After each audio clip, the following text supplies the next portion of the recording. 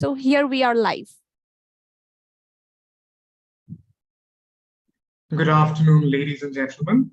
My name is Akshat Maini, and I'm a research intern at the Institute of Chinese Studies, New Delhi. On behalf of the ICS, I extend a warm and humble welcome to all to a panel discussion on Lianghui 2023, China's two sessions. China's National People's Congress, which is the national legislature, and the Chinese People's Political Consultative Conference, which is the political advisory body, held their annual sessions in March of 2023. The two sessions, or Lianghui, as they are widely known, assessed the work reports, deliberated on policy documents, and endorsed the new development policy agenda formulated in the newly constituted 14th NPC and 14th CPPCC. But the most important landmark was the ushering in of Xi Jinping's third tenure as the state president in October 2000, after the nod for his third term as the party general secretary was given at the 20th Party Congress in October of 2022. This discussion will attempt to pass the two sessions and also analyze some of the developments vis-a-vis institutional reforms, governance, foreign policy, and leadership reshuffle at the government level. Speakers for today's session are Dr. Rajiv Ranjan and Dr. Bhim Suba. Dr. Ritu Agarwal shall be both speaker and moderator of this session. Dr. Rajiv Ranjan is an assistant professor in Chinese studies at the Department of East Asian Studies, University of Delhi, and is an adjunct fellow at the Institute of Chinese Studies, New Delhi.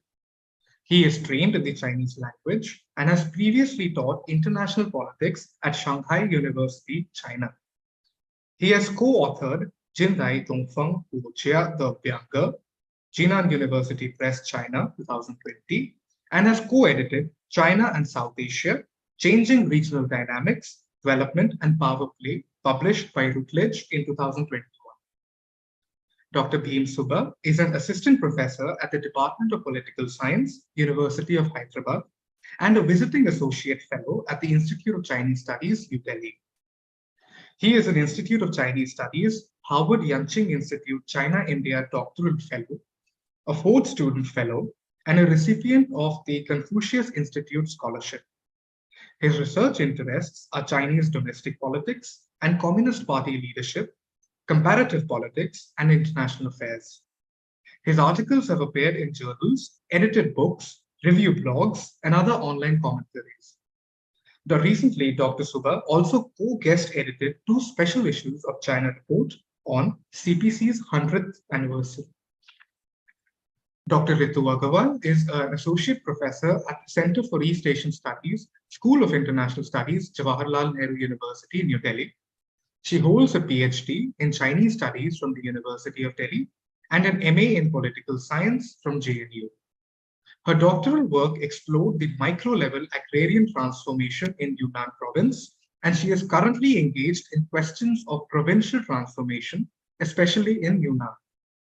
Her research interests are rural political economy, urbanization, gender studies, and provincial politics. Dr. Ritu Agarwal studied Mandarin Chinese at Beijing Language and Culture University, Beijing. She was a visiting scholar at Yunnan Academy of Social Sciences, Kunming, and visiting fellow at Yunnan Minzu University and Yunnan University recently. She was affiliated with the Chinese University of Hong Kong and East Asia Institute, National University of Singapore. I would also like to make an announcement. Unfortunately, due to unforeseen circumstances, Professor G. Venkatraman shall not be able to join us today as speaker. Before I hand over to Dr. Ritu Agarwal, I would like to ask all the participants to follow a few housekeeping rules. All participants will be muted during the presentation. Questions can be posted in the chat box during the seminar. Alternatively, you may use the raise your hand option to ask your question during the interactive session. You shall then be called upon to unmute yourself and ask your question. I shall now hand over to Dr. Agarwal. The floor is yours, ma'am. Thank you, Akshat, for a wonderful kind of introduction of the panelist as well as about the panel discussion we are going to have soon. Well, I begin with a very warm welcome to all of you. Of course, I was telling Shabri, it's so warm, holiday outside. Well, I remember as a student of Chinese politics, which we still are, we used to deliberate upon party congresses, National People's Congress sessions, CPPCC sessions, to understand the proceedings as well as the policy discussions which takes place during this institutional forums as well as the meetings. And that used to be a very interesting entry point to understand Chinese policies, especially, the country like China, where you don't have access to much of the policy details. So these institutions, the study of these institutions, proceedings, as well as the conferences used to be interesting entry point to understand the policy announcements, breakthrough, as well as the major, understand the politics, how the politics takes place in China. So in this context, today's panel discussion is going to be interesting because we are going to discuss about the major policy announcements, what are the new priorities, as well as the challenges, which was somewhere laid out during this two annual sessions, which took place last month in Beijing. So with this, I don't take much time about beginning of this panel discussion. I happen to be here, by default as a presenter also. So maybe, I begin by talking about the theme which I was, asked to talk about, what are the issues regarding rural development as well as governance in China. And before I hand over the panel session to to Rajiv Ranjan, and then we have a Bhim Sabha. So let me begin, the discussion on rural politics and governance in China. Well, in the sense, that what were the major policy priorities which were indicated or which were basically laid out by the Chinese political leadership in the two annual session last month. Now, one of the important, challenges, I would say, or you can say the major policy, priority, which was indicated again and again over the last few years, and most probably specifically in the two annual session was, how to attain the food security. Now, food security in the sense of, both maintaining agriculture productivity as well as self-sufficiency. So those who must have seen the work report and also read out the various discussion in the last couple of months, this debates about how to maintain agriculture productivity and self-sufficiency remain a consistent concern of the Chinese political leadership, especially because of the external constraint which China is facing now and the internal political pressure.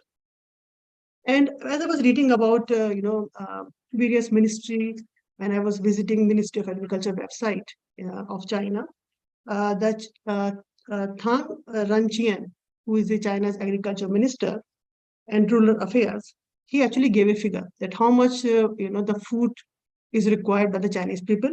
So according to some figure, he says, considering Chinese 1.4 billion population, they consume almost 700,000 tons of grain, 98,000 tons of edible oil, 1.92 million tons of vegetables, and 230,000 tons of meat. So this seems to be the everyday consumption of Chinese people, according to estimate given by the Ministry of Agriculture and the Rural Affairs. And as you all know, the traditional saying in China is that, according to them, of course, for the people in China, the food is heaven. So there's so much of, a culture of eating well as well as eating fine. So this ensuring food security has remained a consistent concern for the Chinese politics. And if you look at the various central document, see, one way to understand about the policy priority is basically the study of the central document, which were issued consistently, especially number one central document, which was issued consistently over the last few years. So if you look at this from 2014 onwards, ever since, in fact, I would say before that also, when Hu Jintao was in power, the major policy agenda has been every year, the focus on food security and the three problems of Nungye, Nungmin, and, the Nungsun. So basically, peasantry, agriculture, and countryside. So that remain a kind of a three consistent problem for China. Now, what I'm trying to do in this paper is that by setting this kind of a context, basically I'm trying to talk about, the state agenda, as I was telling you, that, food security and agriculture productive self-sufficiency. on the one hand, then what is the contestation at the local level? So if you look at the local government as well as down to the county level, township and the village level, what have been the contestation in terms of state agenda and the local actors? And third would be the role of, in fact, the peasant population, how they see themselves as a part of this entire process. So something which evolved through this document, which was released during the two annual session time. Now, so if you look at and even during this two annual session, we have this #1 document which was issued in 2023, which also said that there are two central priorities before China. And one was safeguarding national food security. And second was preserving or protecting farmland of China. So these two remain a kind of, as I'm saying, consistent focus of the Chinese political leadership, and which is going on since 2013. And especially now when China has just come out of COVID-19. And COVID-19 was a time where I'm sure everybody has followed that how food security became a kind of a major problem, where you have a lot of collective grievances aggravated by the disruption of food supply in neighborhood areas or in the residential district, etc. And also to the extent that there was a lot of protest on the basis of on this complaint that they are not having enough food supply in the residential area. So that became a kind of a major pressing problem for China. And there was a local saying that we don't want COVID-19 tests, rather we want a kind of ensure food supply in this area. So this COVID-19 further created a problem to be tackled very seriously. Now, and if you, even from, by Xi Jinping came to power ever since then, that time, and now after 10 years of that, you will see he has been constantly talking about how, the rice bowl of China should be, had firmly in people's hand. The people should be taking care of their rice bowl and it should be filled with Chinese grain. So the whole idea is that we should not depend too much on the importing of the food grain, which is happening in terms of soya bean and other kind of product. Rather, we should be able to attain self-sufficiency, especially in the food grain production.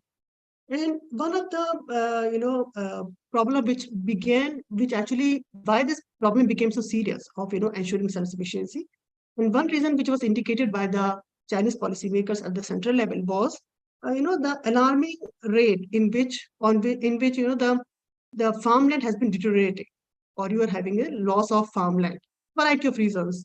It may be land expropriation practices. It may be the land diversification practices or land infertilization practices. So there are a variety of reasons that it leading to a losing of land loss practices happening very significantly in China in the last few years. And according to some survey which was done recently, it says that in 2019, the arable land in China has decreased to 3.16 million from 3.34 million acres in 2030. So basically, in this period of last 6 years, 2013 to 2019, you have a loss of more than 5% of Chinese farmland. So if this is the rate, if you lose the farmland productivity, it's going to have a serious implication on the agriculture production and the efficiency. And the other problem also was indicated by the various scholars and researchers on this field, that the usage of fertilizers has also been increasing in terms of, for example, from 1978, when the household responsibility system began, until now, the agriculture fertilizer use has increased to 6.4 times higher than that. But in comparison to that, you don't have this, the production of grain has not increased to that level. So which means that, the land loss, the decrease in the land productivity and the decrease as well as in the grain production has been also a problem for the Chinese policymakers to tackle. So in this situation, the problem is that how to make this farmland protection as a kind of a consistent policy and policy, focus.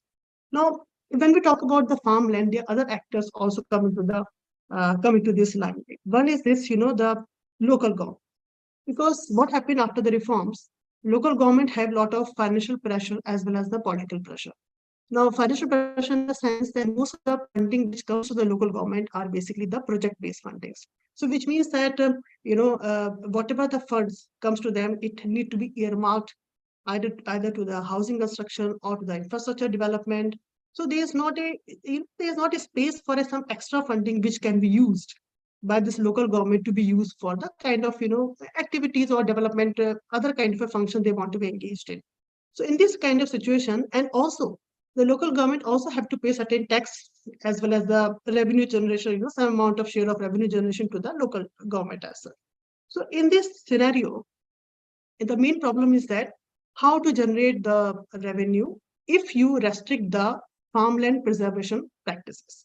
So the problem is that if the central government try to preserve or try to restrict the farmland preservation, it will have an impact on the local government revenues generation practices. And if the local government revenue generation practices goes down, then the problem will be how they will be able to use the funding for other kind of a you can say development purposes, because in terms of villages and township and other areas, even the medical insurances as well as the health problems as well as the social security all has need to be financed by the local government. So no longer is being given by the central budget as such.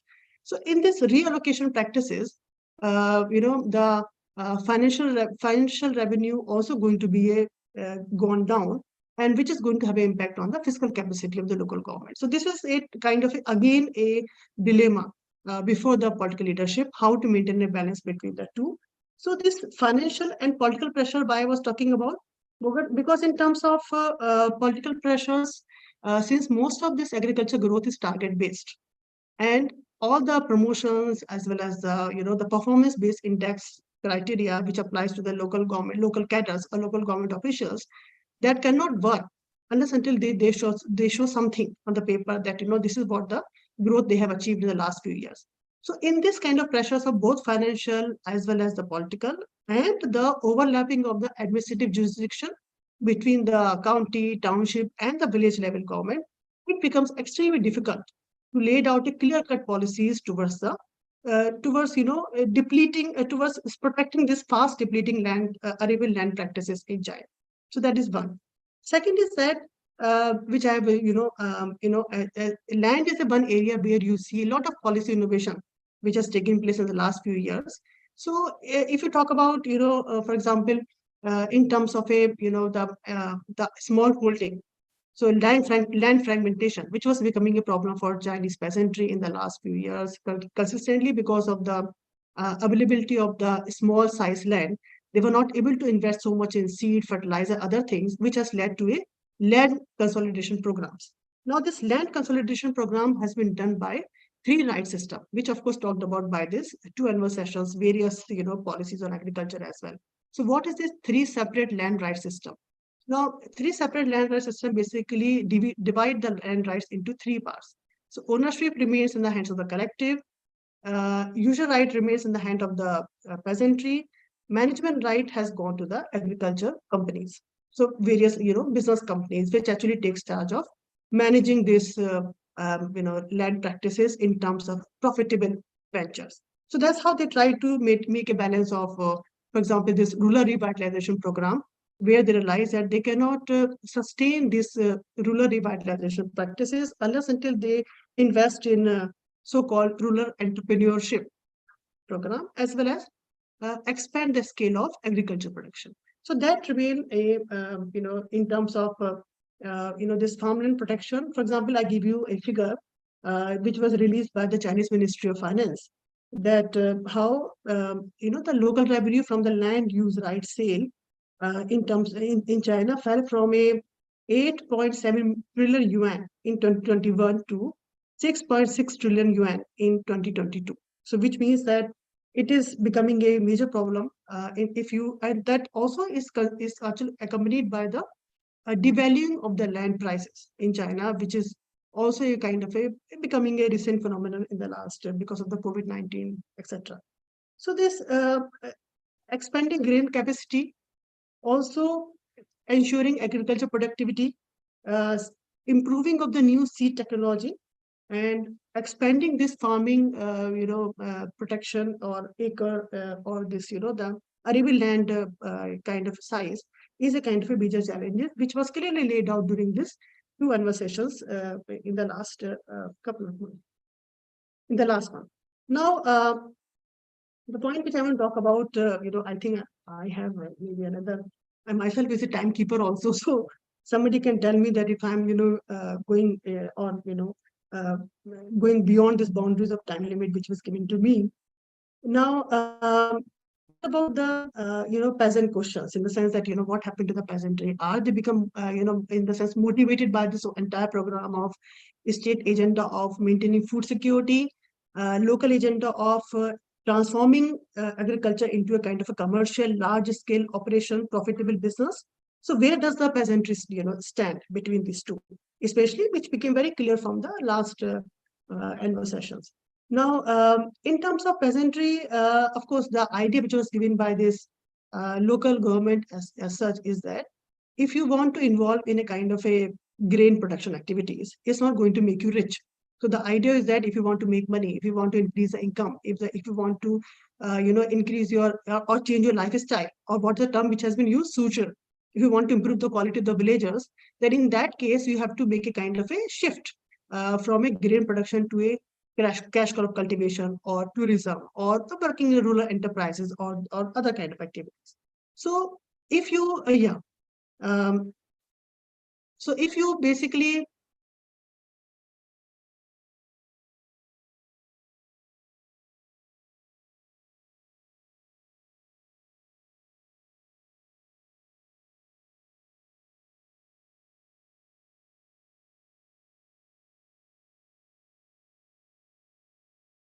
sorry. So, sorry, I think the connection was lost in between. So if you basically try to move to this idea of, that one has to increase the income of the farmers, and vis-a-vis, you have to somewhere, change the agriculture into a profitable business. So the idea is that, the farmers feel sometimes doesn't have any motivation to go back to the grain cultivation as such. So on the one hand, the Chinese state is saying, or central government is saying, that we have to maintain the grain self-sufficiency, while the local government is trying to transform the agriculture into kind of a commercial practices, and the farmers are not ready to come back to these practices because it has been discouraged, by the local government, that these kind of practices will not going to give you enough benefit or enough income earning. The other thing is that for the local population, if you look at it, agriculture is no longer seen as a kind of a revolutionary potential as used to be the case in the historically as a part of China. Rather, it is considered to be kind of an industry. So in this situation, the whole notion of rural revolutionary experience also has seemed to be transforming into kind of a more of a business-oriented industrial chain production strategy as such. So considering all that, I was very much last, I think 2 minutes I have, there's attempt by the Chinese policymakers also, especially in this last two annual session, was to bring back the talent.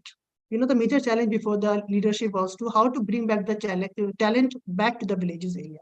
In the sense, because a lot of migration is happening, the young population is going away from the rural areas, to how to bring them back to the rural areas to cultivate or to engage in the farmland production. So for the purposes, I was reading this again, various news items, and they were saying that they have introduced this new level of, honorary villages, honorary villagers. Basically to encourage the farmers to come back to the villages, engage in a kind of a cultivation of farming practices, as well as, motivate them to engage into some kind of agro-business activities or generate a kind of employment. So they have introduced this idea of make talents to come back and introduce these new practices of, honorary farmers. So which I found very interesting to look at. And third, last point is that somewhere something which became very clear after this, consistent focus on the rural peasantry, and still, which problem which remain, still a kind of alarming, is that how to maintain a balance between the progress of countryside and how to look at the progress. So are we looking at the progress which is only based on the profitable commercial adventures? Are we looking at the progress where peasantry has something to gain, in the sense of as a kind of individual actors or as a kind of a collective response? And in this entire process, what happened to the, the land collective ownership? So if the collective ownership is a kind of a obstacle to the land closure movement which happened earlier in other countries. So these are the, main questions which remain a kind of a, unanswered by the policymakers as of now, and that remain a kind of a challenge for the coming, leadership to come. So with this, I close my presentation, and now I take this opportunity to invite Rajiv Ranjan to talk about his main points regarding these two annual sessions. Yeah, Rajiv, over to you. Thank you, ma'am. Let me first thank Bhim Subba for organizing this panel and also ICS. Since Professor G. Venkataraman is not here, so I was also asked to cover some of the parts of economics, and then I will move to the security and the foreign policy aspects of the two sessions at Lianghui. To do this, what I have done is I'm going to look at the government work report, and then the Xi Jinping opening and closing remarks at the two sessions. And then you have the press conference by the Chinese Premier Li Qiang, and then Chinese Foreign Minister Qin Gang. So first, and then and going with these documents, and I will also kind of analyzing what it means to be and what the future trajectory will be vis-a-vis economic security and the foreign policy of China. To let me begin by, we all know that the GDP target set at this two session was modest, 5%, and that was kind of like many newspapers, many commentator economists argue that this is a kind of a lower end of expectation. They were expecting that it would be kind of like more than 6%. But why China set the target 2%? That is, we have to see that.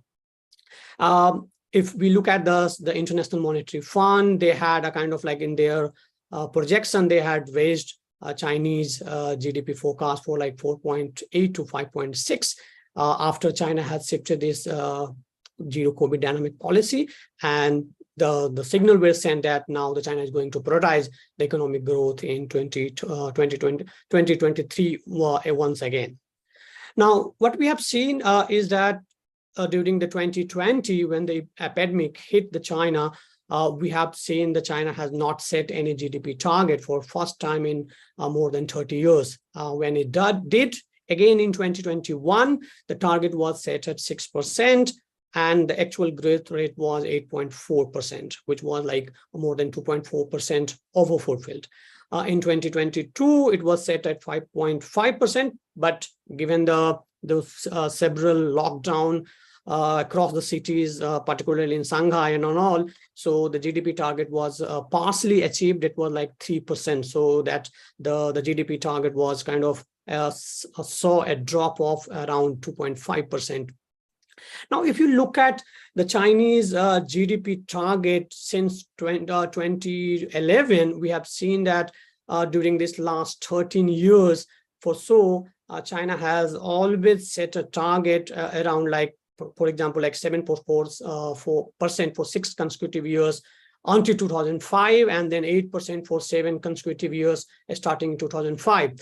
And the actual GDP target was always almost every those this 13 years was little more than the target set. Now, this considering this China's strong economic recovery now in first 2 months of this manufacturing PMI, why China set this very modest target? And then we have like two school of thought has emerged within China. One is like the economists who are more optimistic, while government ships are very pessimistic about the GDP growth rate. Now, what we have seen that the optimistic is because according to the Chinese General Administration of Taxations, the sale revenue have increased, and this industry have jumped to like 12.2% during this year Spring Festival. So there is a kind of like a positive momentum that the economists are believing that this is, even though China has set a very modest GDP target, but there are chances that China will surpass this GDP target. The another like pessimistic view is like why China has set this very low mark for GDP is like what we have seen is that like what we have seen, the land revenues, like land selling revenue has have fallen sharply by 20% in 2022, given the COVID lockdown and all. So there was not much sale in the housing sectors, and thereby we have seen that the whole economy of this the real estate was shrinking to 7.8 trillion yuan, which is like and this year it is expected to grow only by 4.3%, which is if we can say that it's not nothing. Now, at the same time, what we have seen that China, this is also the year of to fulfill the set by the 20th Party Congress, and since this is also beginning of the third term of Chinese President Xi Jinping, and so I think it's given the fact that they don't want to set the high target, and then there is a kind of like subtraction, and thereby so it's a mean to show that under the new administration, that is again the Xi Jinping, is the China economic is rebounding, so thereby it's set a very lower target rate. We have also seen that there are like a lot of policies have been set into to stimulate domestic demands and increase investment in society, given this COVID pandemic and the lockdown. Given this, government work reports also talks about the government investment and policy incentives, the call for increasing of income of urban and rural residents through multiple channels. We have seen that there are like kind of like Chinese, a lot of sectors which had been prior to pre-COVID era was banned, kind of like street shops and street markets. Now we see that these things are again coming back. Now this government work report has also set a new quota for issuance of local government special purpose bonds. This SPB are one of the main ways to the central government to provide funds to the local governments and to provide a major infrastructure project. So this is also a key mechanism for boosting economic growth in decades, and that we have seen in China after reopening after this COVID. Now during this 2023, this quota has been set at 3.8 trillion RMB, which is like approximately US dollar 549 billion. That is a slight increase from set in 2022. Now, according to this government work report presented by the outgoing Chinese Premier Li Keqiang, this SPB will be a kind of like accelerate the implementation of major projects during the 40th five-year plan, which is running from 2021 to 2005, and thereby it would be act as a mechanism to implement the urban renewal activity. Now, this government work report also seeks to encourage participation of more private capitals in major construction projects, which has been dormant for some time. Now, this government work report also talks about expanding the foreign trade and investment. Now, this inflows, we have seen that slowed slightly in 2022, but remained kind of like a strong. Actually, your foreign capital in 2022 reached to RMB 1.2 trillion, that is up to 6.3% up from the previous year. Now, since China has ended this dynamic zero COVID policy and restriction, government is trying to again attract the foreign investment, foreign capitals to recover, a kind of like accelerate the China's post-COVID recovery. And one of these mechanisms is that government work report highlights is the foreign capital to expand the market access and increase the opening of the modern service industry here. So now in this period, China tries to expand the service industry also. What we have seen that China controls this industry with the foreign investment, and there is a negative list.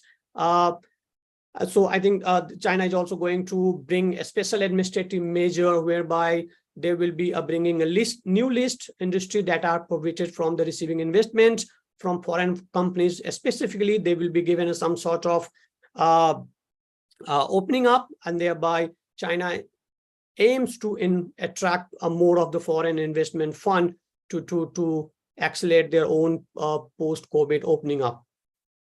Now, but how China is going to tackle the financial risk? This government work report calls for effectively preventing and diffusing major economic and financial risk. And one of the risks that is highlighted by the government work report is the real estate industry. We have seen that one of the 6 state-owned enterprises working in real estate industry have not seen major demands coming up during this COVID era and also after the post-COVID era. So government is trying to open up this real estate business, because this is the one of the sector that is bringing a lot of fund to the government, and thereby would be crucial for China to in the post-COVID recovery. China also want to rising this local government debt, which is targeted, termed as a hidden debt by the local government financing vehicles, which had been a major concern. I think Professor Ritu Agarwal was also talking about that.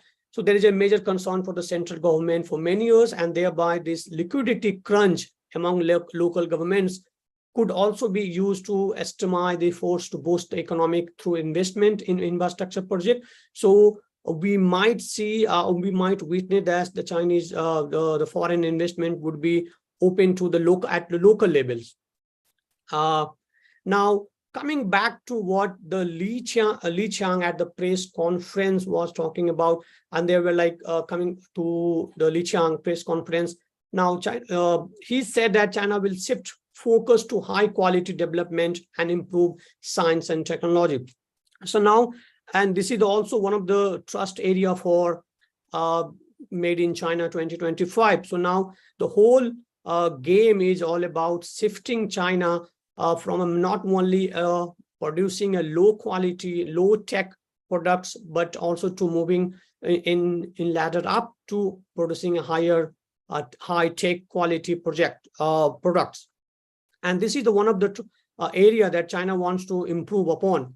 To achieve this 5% economic target, the Li Qiang was saying that this is not easy, and thereby China needs to stimulate demand and investment. But I want to also highlight here that by setting the very low target, China was also giving an indication to the market that don't hope for any stimulus package, but so that you have to manage with this whatever the Chinese have already provided with. So we won't see any stimulus package coming into in the Chinese post-COVID recovery. Li Qiang also highlighted as Hong Kong, and we have seen the case of Hong Kong, and thereby Li Qiang highlighting as Hong Kong as a key role as a financial and trading shipping center.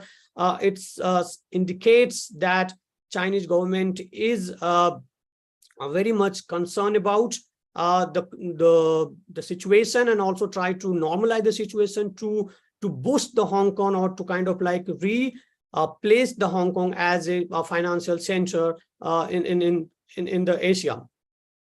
At the same time, Chinese government is also trying to support private business, and trying to have at the same time also trying to discourage, that is, they believe that, or they tend to believe that this private enterprise, which is inappropriate, that is where you have some of the industries which has been dealing with the data, like the BAT. So here we have China is also very much concerned about this data protection. Coming back to foreign policy and security, we have seen that at the NPC opening session, Xi Jinping was very clear about that China needs to modernize the national defense, and here he talked about creating the wall of steel that can effectively safeguard the Chinese sovereignty, security.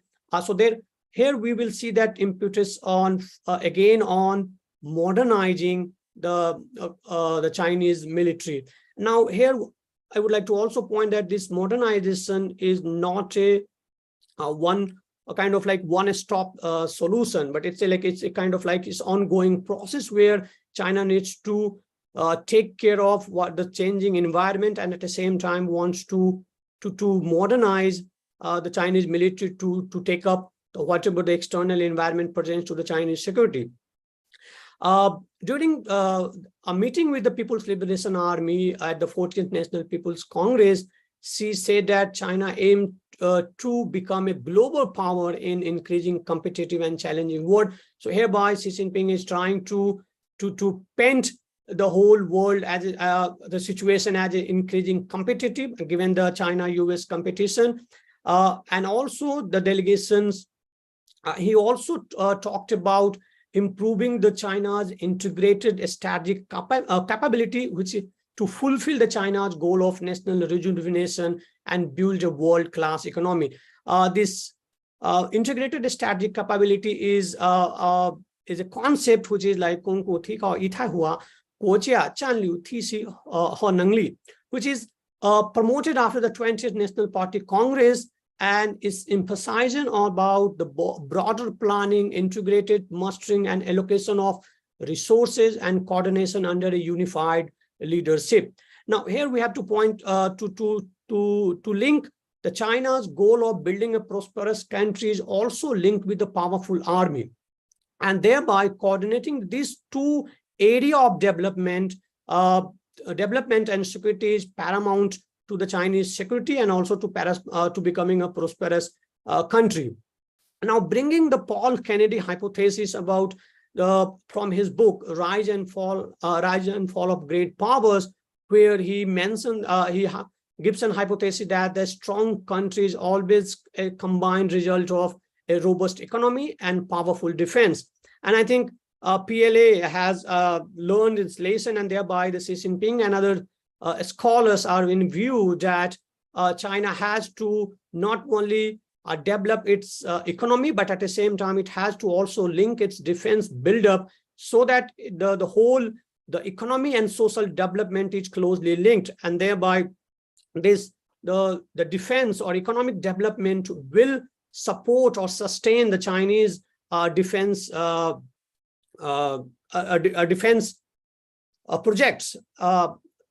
And thereby, we have seen that during this, the opening session, Xi Jinping was trying to emphasize that it has to build up the defense build-up, modernize the military to protect the Chinese sovereignty.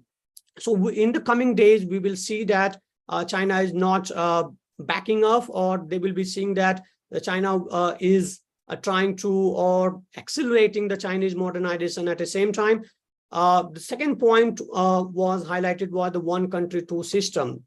Here again, we have seen that they again brought the issue of Taiwan independence and this national reunification. If we link this Xi Jinping Taiwan independence point to what the Qin Kang during the press conference when he was asked about the Taiwan independence questions, and then he showed the Chinese constitutions. That was a kind of like symbolic gesture to whereby the Qin Kang also mentioned that now it's not only the secession, anti-secession law that would bring into the action, but it also that the China is trying to bring this reunification into the Chinese constitution that is already mentioned there. So now the whole thing is now moving towards that the rejuvenation is now linked with the Chinese reunification also. Now, and then we have seen that Xi Jinping is also talking about the practice true multilateralism and common values of humankind, and whereby we have seen that talking about the shared destiny is also, I would also like to highlight here that this whole narrative building is also to project a alternative worldview whereby this community of shared destiny is not only a Chinese concept of the community of shared destiny about where everyone's believes in win-win situation, but it's also the countering the whole liberal world order. So here is all about the China wants to deconstruct the whole norms that is governing the today's world system, but trying to bring their own narrative, that is the community of shared destiny here. and that would be a kind of alternative to the liberal world order. Yeah, Rajiv, I think you have to bind up. Yes, Only just 2 2 minutes. minutes. Now, Okay. coming back to Li Keqiang was also talking about this report to the world. So I will just skip this one. During the Li Qiang press conference, what was the very interesting fact was Li Qiang just took one questions about the foreign policy, and that was that he pointed out the encirclement and suppression would not benefit the US or China. And here we have seen that a lot of questions during the Qinkang and even the Li Qiang was aimed to bring China-US rivalry. Even the Qinkang has talked about, he talked about the major country relationship, where he talked about China-US, China-Russia, and also the Indo-Pacific. But I think I would stop here, and then if there is a question, and then I would focus on the India part. Thank you. Okay. Thank you, Rajiv. I think you have really brought out a wide range of issues. Maybe we will discuss it later as the time comes. Maybe I'll hand over to now Bhim to start his presentation. Yeah, thank you. Thank you, Chair Kito ma'am, and also Dr. Rajiv here. And good afternoon to everyone. Yeah, I'm the last speaker for today. And my presentation would really, anchor on 2 aspects. One is with regard to the personal changes, what we see, what are the new departures that have shaped, and what are new things that have developed post 20-party Congress to the state institutions and state organizations here. And the second one at the level of the institutions, and rightfully because post 2018, if you see the 13th National People's Congress and the 13th CPCC, Lianghui, then we could see a substantial change of many of the institutions and many departments coming up, many institutions within these departments coming up, many being subsumed under different organizations and bureaus and administrative units there. And likewise, how is the 14th Lianghui so important? So these are the 2 aspects that we'll be talking on, dividing 5 minutes each. So at the first level, when we look at the personnel level, we see definitely the hallmark of the 20th Party Congress, the Central Committee, and the outcomes definitely actually has a very strong impact, or in fact have affected, in fact, been a blueprint for the structure of what the delegates to the Congress to the People's Congress, and as well as the CPCC National Committee. And if you see today, the CPCC National Committee and the National People's Congress Standing Committee, we could see substantial people, who have been exempted out of the Central Committee, even from the alternate members being their names reflecting at these 2 institutions. Suppose if I have to say, bring an example of one famous princeling, Li Pengsan, who was the Central Committee, the full Central Committee member of the 19th Party Congress. He was a transport minister there. He was the delegate to the 20th Party Congress, but couldn't get his name either in the Central Committee full list or the alternate list. But today he is still as a Minister for Transport, but as a member of the CPPCC National Committee. So that we could see how Xi Jinping has really, balanced. If we have to look from a factional perspective or studies, we could see how Xi Jinping and his group, the present leadership, has tried to balance out some of these factional aspirations in these institutions. Likewise, if you see Ying Yong, who today has been appointed as the chief of the Supreme Procuratorate Agency. He has been appointed as that, but also if you see his standing in the Central Committee before, definitely he was brought in at the last moment, but definitely his name has been there in some of the state institutions. Now, if you see Ying-yung, and Changchun, these two, important personalities who had the Supreme People's Court by Changchun, who was actually the president of the Supreme People's Procuratorate Agency. Now he instead have replaced Zhou Chang, who was a Hu Chunhua, a group, I would say, or a main, mostly of a Huanpai, group, who has been appointed today as a vice chairman of the National Committee of the CPCC under Wang Huning. Like Hu Chunhua today, we see his place there. And Zhou Chang, definitely, he was the previous, president of the Supreme People's Court. Now his name is being today as one of the vice chairs of the CPC. So you could see how Xi Jinping has really tried to, although their representation in the party institutions or party, agencies or bodies are not reflected in the higher echelons, but they have been, I would say, not only sidelined, but also tried to, Xi Jinping has tried to put them into the state institution per se, which is in the party state system, not so of much that important. So definitely there is a blueprint of what the 20th party, Central Committee reflects that has come to us. Now, if we look into the number of delegates that have come into these two institutions, we only reflect into the NPC mostly. But if we look into the membership of the CPCC National Committee also, so we could see substantial, increase of new institutions, representation in the, especially in the CPCC today, because CPCC is the advisory body, and in 2023 we could see a new group, representative group or a constituency within China that has come into as one of the institutions. The institution is called economic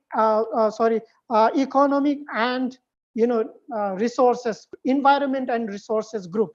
That has become the new group within the CPCC. Out of 34, this is one of the new groups that has come into being. And in fact, this shows that how the party state has really stressed on environment and ecological resources of the state. So this is actually a new group. Almost there were 85 delegates to the CPCC this time from this new group.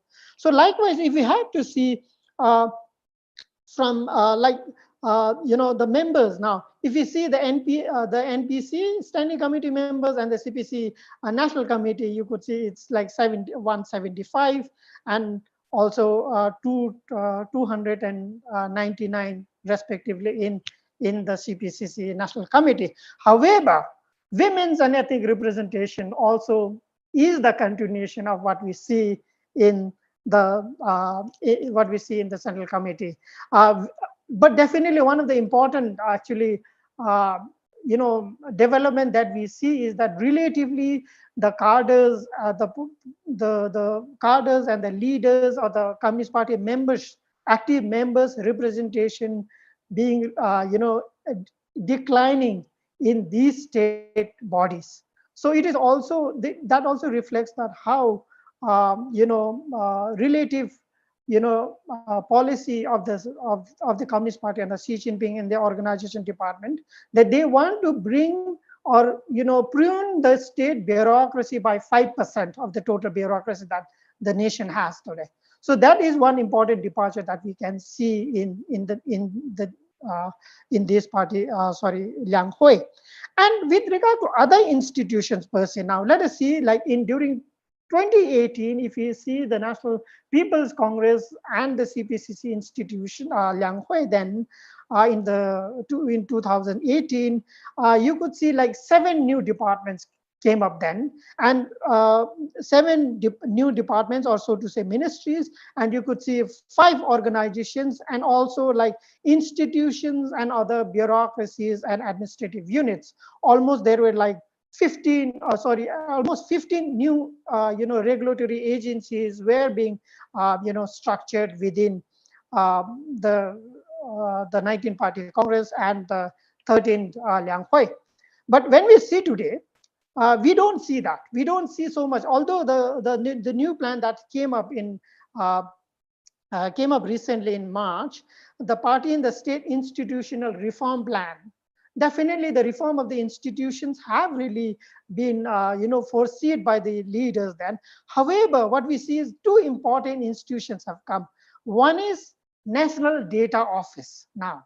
Now, National Data Office is the new creation of the party state today. And at the same time, other National Rural Revitalization Administration, this has been subsumed under the Ministry of Agriculture and Rural Affairs. Now, does that seem that is Xi Jinping or the party state saying that, okay, rural poverty is almost nil?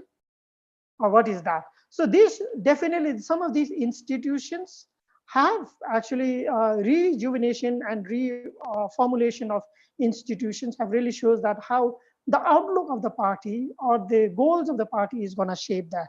Now, at the same time, before I end here, like institutions like People's Bank of China and like regulatory commissions, financial regulatory bodies, some have been strengthened, some of them have not been. Like the National Health Commission, which actually became a new empowered, strengthened body in 2018. This time it has been strengthened even further. But however, People's Bank of China, if you see these as a financial institution body, which has a cabinet, ranking of that or a ministry rank of that, of the bank. Today we see increasingly its power being, being pruned by the party, or in fact attacked by the party to make this even weaker.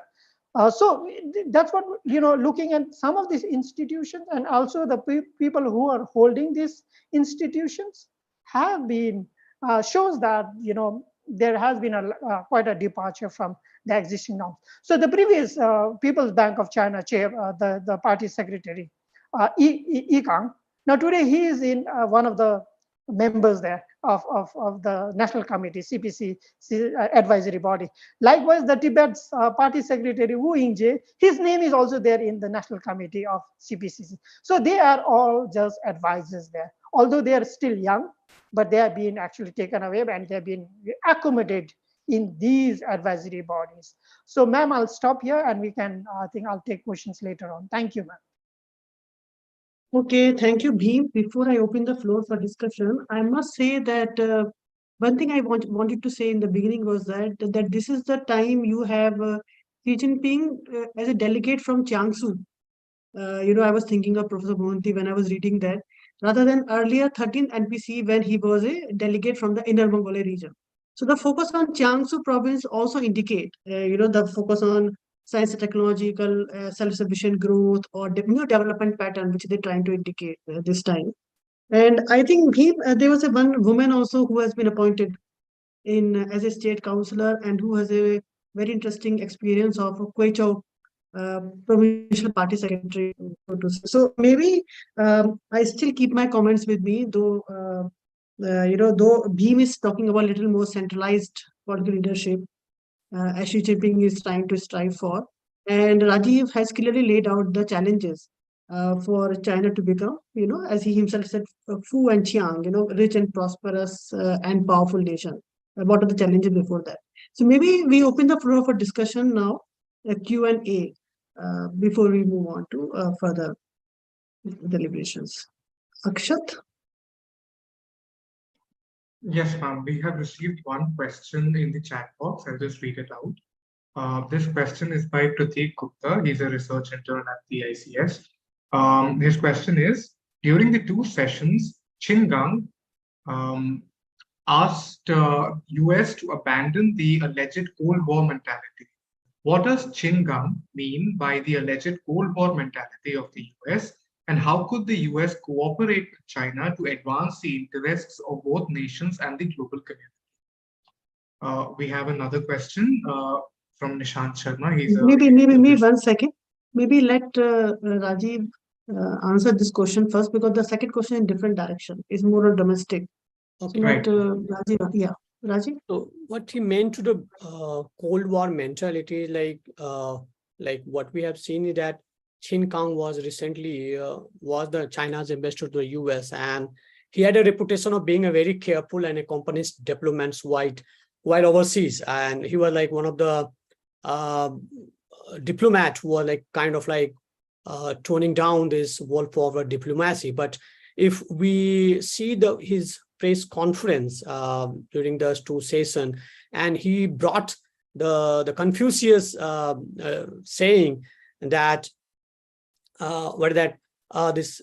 you have like either powder, either powder. That means if China is kind of like, what you do is like one should repay kindness with kindness, resentment with justice, and if resentment is repaid with kindness, with what then should one repay kindness? And he also made like world forward diplomacy, that he also was mentioning that if China is faced with jackals and wolves, Chinese diplomat would have no hesitation or choice but to what he said, that to dance with the wolf, or in other words, to confront them at head on head to protect the Chinese territory. Now, here what he mentioned, the Cold War mentality, he's saying that the United States is not stopping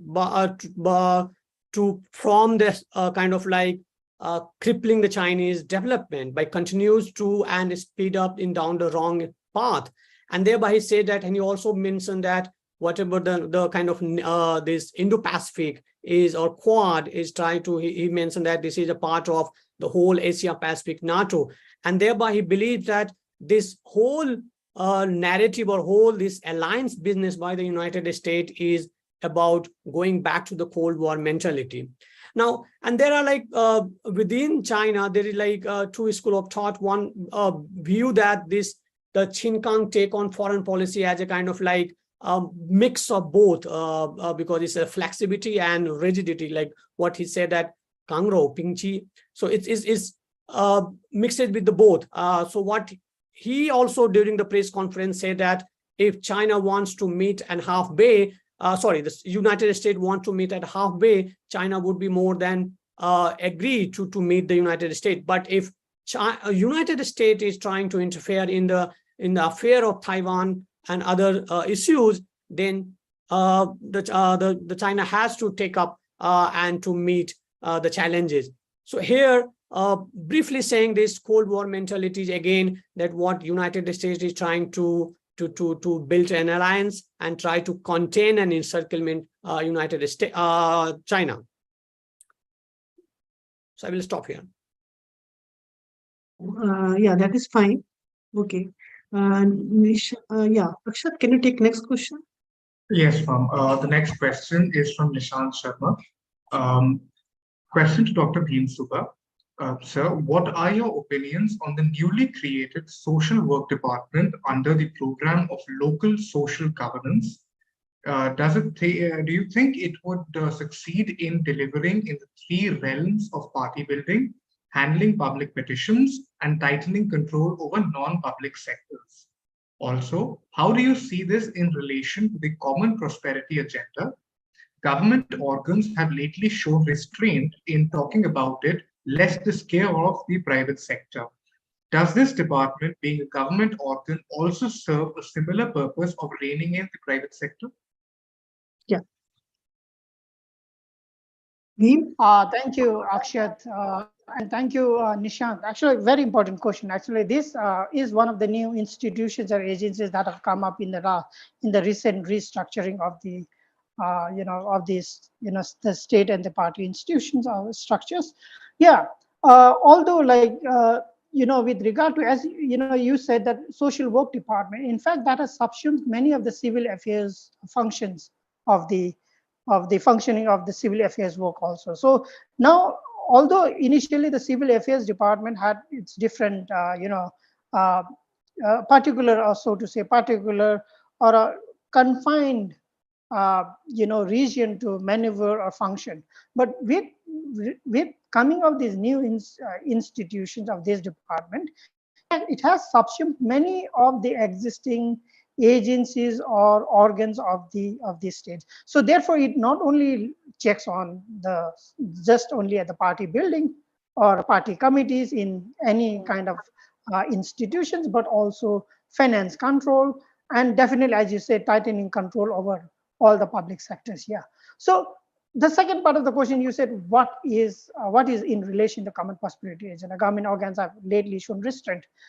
I suppose, in fact, with the crackdown on the financial sector and many of the anti-corruption campaigns still happening in taking place in many of these institutions, I don't think so. I think it would be very, very early to say that the government or the PSUs or the government organs are being quite restrained here. So does it lead to a scare? Definitely. I think in the party has really sent the message to the private sector. Now, recently when Jack Ma returned from Hong Kong, came to Hong Kong and really was saying lovely things about the state. In fact, the party is calling the shots of how who can talk and whom should they talk to. I think the entrepreneurs in China are still under the party's eyes, I would say, and he himself being the party member, I don't think so. It's a loss. Nevertheless, it's important. And if I can indulge Nishant Sharma with the second question here, he says National Data Bureau comes under the NDRC, which also oversees implementation of course. Yes, but today NDRC is a weakened institution today. Although it was one of the important institutions in early 2000s to the under Hu Jintao period especially, but under Xi Jinping, these institutions have really not taken shape. Now, if you see the person who holds the position there and his other party position and his functioning, I think definitely the NDRC is not in that. Nevertheless, many of these institutions within the state council like NDR state council, in fact, if we see today appointment of Li Chang doesn't mean that it is a strong institution. Today it is a weakened institution, unlike what Li Keqiang inherited then. So we could see that it is in fact a much prune system there. Yeah. And there was another question with regard to factions, I guess. Wait. Maybe we can wait. I'll take later. Take question from Ambassador Kant. Ambassador Kant. Thank you, Ritu. Excellent presentations by Ritu, Rajiv, and Bhim. I have three follow-up questions. First is posed to Bhim. In the run-up to two sessions, Lianghui, there was much talk about party in control, state in retreat, and we saw some evidence of that in the restructuring which was carried out. In any case, Xi Jinping has been saying that party, government, military, civilian, academic, east, west, south, north, and center, party leads everything. So that was not surprising.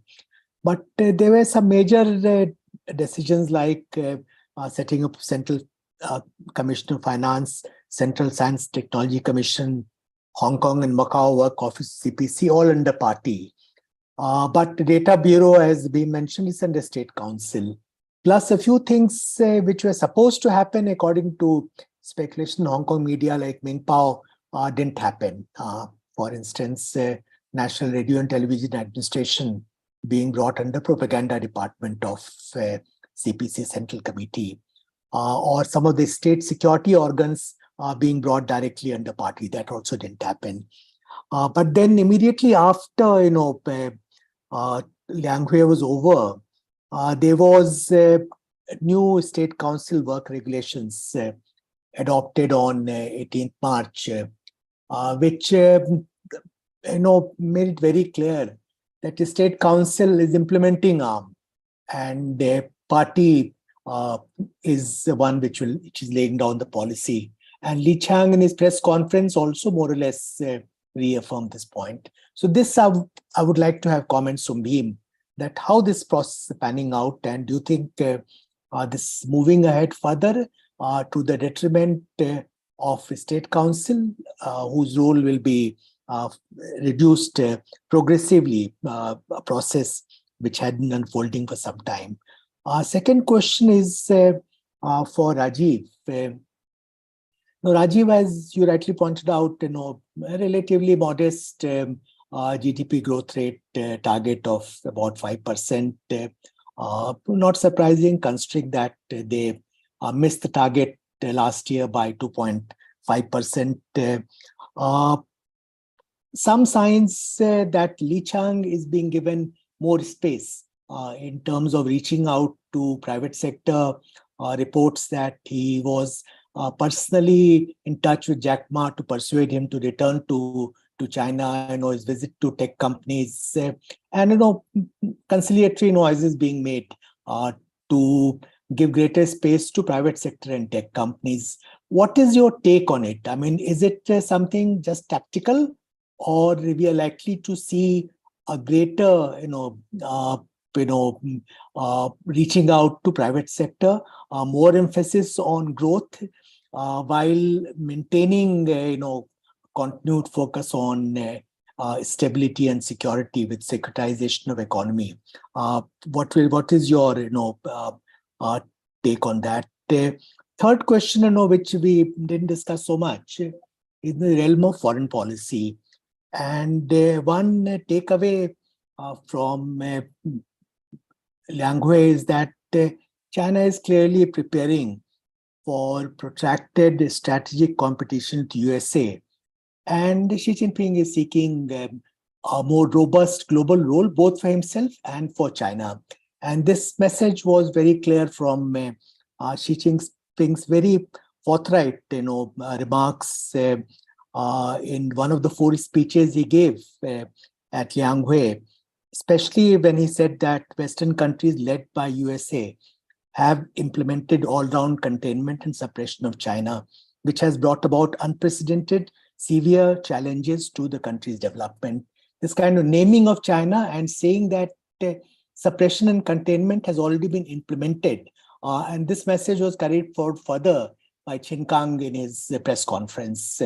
What is your comment on that? How do you see this process unfolding, and what are the implications for India?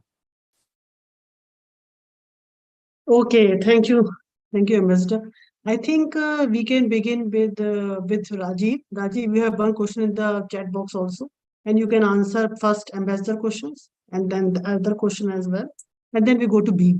Maybe first answer Ambassador questions, then we'll take up chat questions later. Okay, ma'am. So to your first question, that we have seen that Jack Ma returning to China from Japan, and then there is an emphasis on bringing the private sector into the fold again to kind of to recovering the post-COVID China.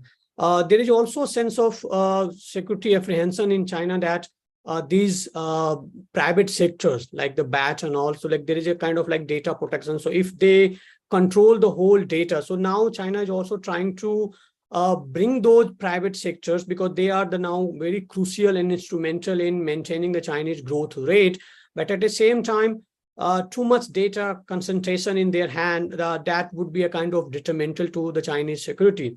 And there is also a fear that we have seen that a lot of person that is leaving China, and that's putting the Chinese data into the other country hand. We have seen that some of them defecting to the Australia.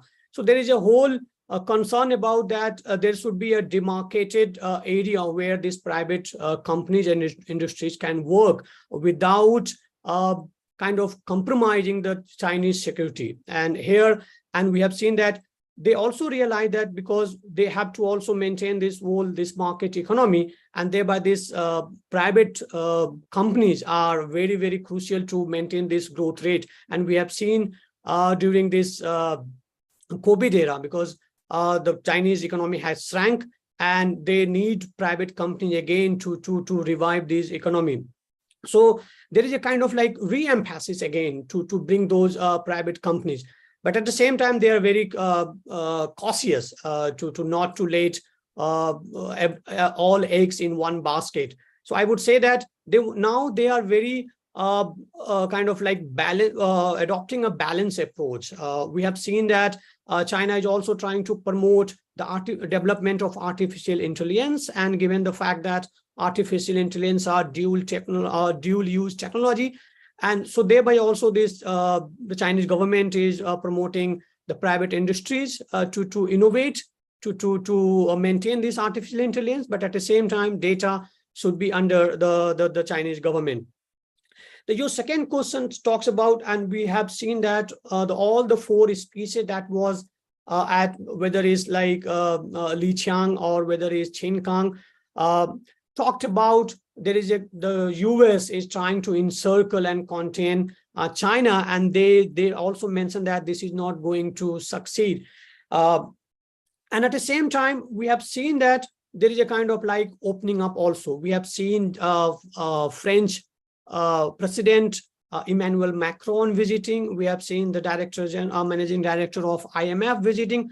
So now China is also trying to exploit here the situation that there are two groups of thought within Europe, whereby one view that led by the French that there is a strategic autonomy should be also there in France, and at the same time now we have seen that yes, today only I think the Chinese spokesperson was talking about how China and France can play a role in having a very peace talk between Russia and Ukraine.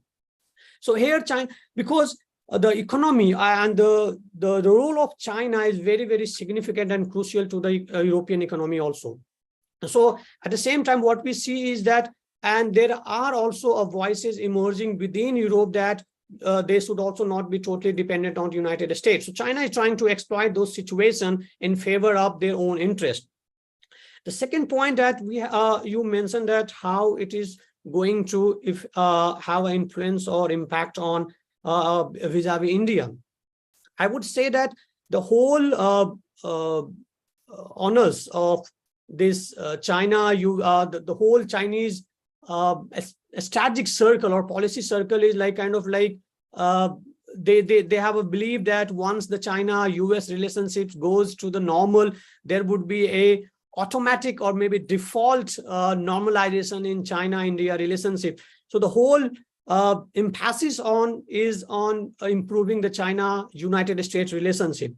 But given the fact that China-US relationship is, and there are a lot of scholars starting from Chin Chanrong and Chia from Shantung University, they all believe that this is not going to very business as usual among the China and United States, and they have to now stay with this what we protected contest, or a kind of like both what the Yan Xuetong says, that the relationship between the friend me. So now there is and we have to also accept that the fact that the China is our biggest neighbor, and the tension on the border is not going to help both countries, because both countries are developing and they need a peaceful environment. So Chinese scholars are also in view that both countries need a very peaceful environment to grow. But at the same time, they have their own apprehension that India is going with United States, and thereby there is a very less kind of like initiative by the Chinese side to balance the China and India relationship. So I would say that India has to play what India has been playing traditionally, that is having the strategic autonomy. And what we have seen that the pragmatism in Indian foreign policy vis-a-vis China, Russia-Ukraine relationship, we have seen that despite the pressure from the West, how India has managed to continue the momentum and continue the relationship. I would say that India should again have this pragmatism in the relationship to build the relationship with the both sides. But given the fact that our foreign minister has repeatedly said that it's now in the Chinese hand, how they are going to react to this border crisis, border problems, because now we are the Indian side is not very into Okay. about that Okay, the country Rajiv. continue with business as Yeah, usual. let Bhim come in and answer the question. Thank you, Rajiv. You take more questions later. Yeah, Bhim, do you want to answer Thank the you. question? Yeah. Yeah, thank you, ma'am, and thank you for chair for raising on what the new state councillor Senni Chin, that being a ethnic minority Pai and being elevated to state councillor was just much due. But however, she was a prospective Politburo member, but couldn't have it her position guaranteed there. But notwithstanding that, her presence there, I think, and there are likely chances that she would be, heading the positions that Sun Chun Lan was heading before.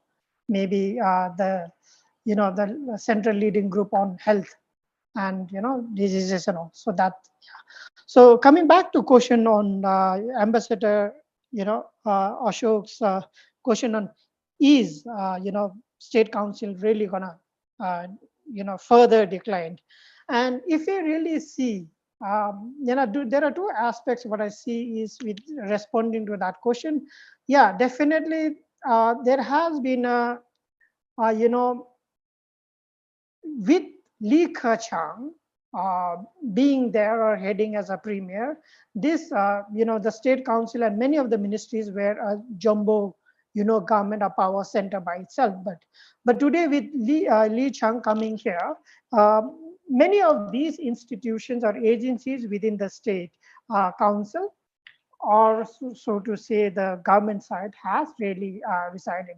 And at the same time, like if you see many of the institutions like Ministry of Science and Technology today has been revamped, and in fact that has been reshaped, and many of its function has been decentralized, being taken away by Ministry of Emergency Management, Ministry of Rural Affairs and all, which was initially reporting to Ministry of Science and Technology. So you could see sustained effort by the state. And as you rightly said, that the party rules everywhere, every direction. So I think it is even for, the trends we could see is that even more institutional or the state functions could be subsumed by the party, organizations here. And many of, like suppose, like in the 18 and the 23, restructure plan, if we see of the reforms, we could see many of the departments, the state departments, like National Academy of Governance, being just said as the central party school or otherwise. Now, similarly, the State Council Information Office functions have been subsumed by or taken by the Central Propaganda Department. Now, therefore, today, agency that little freedom that State Council had before is no more today even. So under Li Chang. So I could see even further, closing down of the state institutions and agencies. Okay. Maybe Bhim will take a couple of questions as Akshat is saying we're running short of time. Yeah. We have a couple of questions for Rajiv as well as for Bhim. Now, Rajiv, the question is in chat box about the modernization of the military and how it plays a role in how it is changing and how it plays a role in country's governance structure. That's one question for Rajiv. For Bhim, question is for you also about this factionalism, as you are saying. Then there's a question by Rohil Vaidya about centralization and securitization. How China is managing both centralization, securitization, also flagging of economic growth. I think party government structure you roughly already. So these are the questions. Yeah, I'll keep my answer towards the last. Yeah. So please go ahead. Maybe how much time we have? I think Akshat, 4:30 we have to finish. 6 minutes. Yes. Oh, so Okay. we have 2 minutes each. Okay, so I will take only 2 minutes. So I will leave that military role of military in governance structure to Bhim because he is looking after that. Coming back to the Rohil Vaidya question about whether it's a trend or like Xi Jinping is trying to centralization and securitizations while managing a flagging economic growth. We have to see in that the economic growth is crucial to at the domestic level. At the same time, Xi Jinping and the other like China is trying to project that the external environment is volatile and there is a threat to Chinese security. So there is a link. We have to see that it's not only that that Xi Jinping is trying to centralize all the securitizations of the Chinese state, but at the same time to make the Chinese audience or Chinese constituency happy, they have to also work with the Chinese economy. So I would say that that runs in both ways. Xi Jinping or any leadership has to work on the both level to kind of like justify their rules or legitimize their rule. Now, Bhim. Oh, yeah, thank you. Thank you. Yeah, two question with regard to the first is with regard to factions. I think under the present regime under Xi Jinping, I think these are just rumors. I think we shouldn't read more than that. And since even if there are, I think nobody will say that there would be. It's just other, So definitely, although even if they serve from the same province or they come from the same province, that doesn't mean that they are always together. But for the party, for the greater good of China, what they say, the moralizing, legitimizing force, I think nobody will today really question what Xi Jinping's rule or the thought there. And the second question is with regard to military and governance. I think, if you look at the very definition of, we don't say, like in Indian army, we don't talk of Chinese army, we call a People's Liberation Army. So the concept of people is always there if you look in theoretically or ideologically. So whether if you see at the Central Committee, if you see the role of People's Armed Police, or if in Indian case, say Home Ministry, if you look into and CRPF functioning there, like in China, you definitely have a lot of military personnel having their say. So every province have a military garrison district. So definitely the role, and many of these garrison district commanders are in the provincial committee, provincial committee standing member. So their role is always important, especially in China's case. So if you say any change, yeah, so the change would be even their role is even more further actually being extrapolated there. So there are quite a few questions here still with regard to where was that? This factionalism. Yeah, migrant workers. Yeah, sneak this question. Definitely. If you see the representation, even if there are token representations, the cases are there, and the social department that has come up is actually also be mandated to really look into how these institutions or the welfare of these institutions, because during the COVID, Shanghai lockdown and the protests that ensued before the COVID, 20th Party Congress, you could see how there were certain spurts of student activism and protests happening. I think these, departments, so to say, the social welfare department or work department is being mandated with civil affairs department, and also national complaints department, which has come up, and that national complaints department has been elevated today, if you say, because these are some of the mechanisms that the Chinese party state, I would say, or the government has really come up to really check on the stability, or in fact to seek control there. So that would be my response. Thank you, ma'am. Yeah. I just take 1 minute and then I give a floor to Akshat. My question about this, I would say, Abhigyan Das, I would say that, the main tussle which actually Chinese leadership is now facing is basically going towards a kind of a business model towards commercial agriculture and safeguarding the peasant interest. So this is a dilemma. And Xi Jinping has come up with a new drive of cultivating talents. making people to go back to rural area. So remember, I was talking about, giving this title of honorary villagers and make them to work back in the villages. So that itself is a big challenge for them. But yeah, how to make China, Chinese farmers, as they were saying that you can work as a wage worker, you can work as a contract farmers, but do the farmers really want to do? So this is a big dilemma before the Chinese political leadership, which remain unresolved even during these two adverse sessions. So with this, I think I give floor to Akshat to conclude and give thanks to everyone. Thank you, ma'am. I seek your permission to bring to a close today's proceedings. Yes. Certainly. With this, we shall wrap the session. We thank Dr. Rajiv Ranjan, Dr. Bhim Subba, and Dr. Ritu Agarwal for gracing today's session with their presence and for giving us their precious time. The video of today's discussion shall be available on the ICS's YouTube channel. We would also like to welcome all of you to next week's seminar titled Rethinking the Southern Urban via a Thumbian framing of land's property relations and territory, Mumbai's Malad and Hong Kong's Kowloon. The speakers for the upcoming session will be Dr. Solomon Benjamin and Professor Wing-Shing Fang. At the ICS, we conduct seminars every Wednesday, and information regarding the same is available on the ICS website. You may also subscribe to our newsletter for regular updates. Thank you so much for joining us today.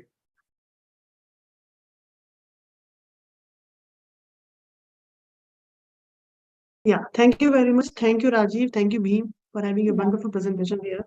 Thank you. Thank everyone to be here. Yeah, thank you. And thank you, the audience, for being here. Thank you, Rajiv. And thank you, Bhim, for taking initiative in organizing it. Thank you.